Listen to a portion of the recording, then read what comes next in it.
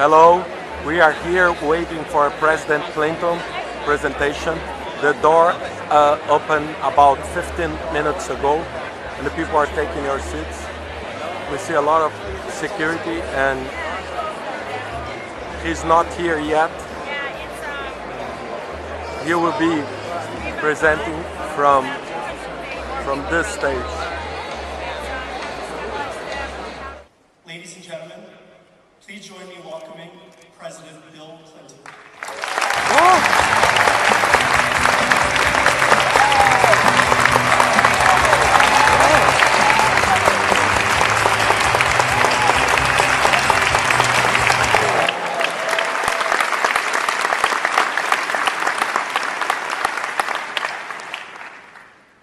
And for that, I'm very grateful. So tomorrow, since we're old and we don't have anything to do, Hillary's going to the Balkans, which is really important because we ended a terrible genocide there 15 years ago, and now the political settlement is fraying. So after I leave you to do one other event, we're finally going to have an anniversary celebration tonight. But I am delighted to be here today because I'm fascinated by project management. And the more I thought about coming here, the more I thought about how much of my life, how many of my campaigns, my work when I was an attorney general, when I was the governor, when I was president, and my work now revolves around good or not so good project management. How to allocate money, time, and people in a way that achieves the desired objective. When I took office in 1993, the federal government was held in fairly low esteem, and partly because the leaders of the other party had told us how bad it was for 12 years, and partly because the economy was in bad shape, and partly because the country was changing. And I want to say more about this in a minute, but quite often changes occur faster than any organized and entrenched bureaucracies can keep up with, whether they're public or private. So I asked Al Gore to head this national partnership to reinvent the federal government. We had to save $250 billion in our first budget to reduce the deficit. And we had to do it fairly quickly. We eliminated over half of that in just unnecessary expenses. We never had to fire anybody. We just did it through attrition, early retirement, and the smart application of technology. We reduced what do I need to do? How are we going to do it? If we just get back to that, I think we'll be fine. Thank you very much.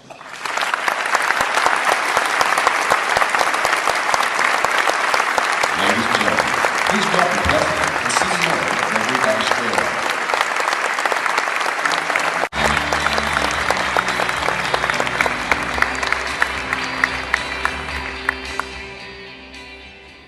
Thank you. That's interesting that you asked that question because first, you're the first person who ever asked me that question. And, you know, I was born in a place called Hope, and it became kind of a metaphor for my presidency. But there's two kinds of hope. There's the hopes we all have for events over which we have zero control. I hope it'll be as nice tomorrow as it is today. Maybe I could go play golf. I hope the Yankees or the Phillies or whoever will win the World Series. Stuff that you have nothing to do with. We all have those hopes. The hopes that matter are the ones that, in however small a way, your own dreams and your own passion and your own action can have an impact on. So, for me, when I say I hope something, it tells me what I should do with whatever time I have left on earth. So, I hope 5 years from now we'll be out of this mess. And more importantly, that the process of digging out of it will be somehow purified. terrifying for us. We'll be learning things, and it will put America back in the future business. Keep in mind, our founders organized this country with one explicit goal: to form a more perfect union. In 18th century language that had a very specific meaning, which is, we will never be perfect, but we can always do better. The genius of a free system and free people is that they can be in the process of permanent renewal. They can make mistakes, they can go awry, they can slow down, they can get behind, but they always have the capacity for permanent renewal. That's what I hope. And that organizes what I do with my life today. But that's what I hope. I don't want, my daughter just got married, I don't want the grandchildren I hope to have to grow up in a world without believing tomorrow can be better today, without believing that they are empowered to live their dreams. And it's not just a material hope. Although one of my rules of politics is whenever somebody tells you it's not a money problem, they're talking about somebody else's problem.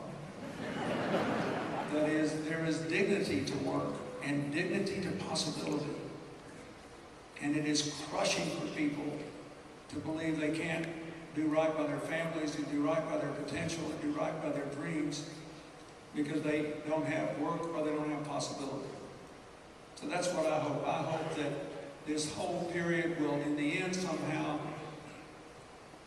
bring us back to the basic things in life thrown into the 21st century so that we make America a tomorrow country again, and in the process bring the world together instead of having all these people think that our differences are more important than our common humanity, even if it means we have to kill each other to prove it.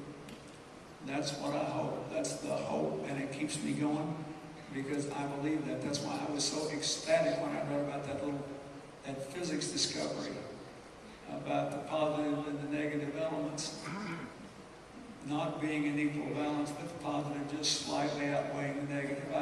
I took it as a message from God that we should just keep on trying, that we can make this work out. That's what I hope.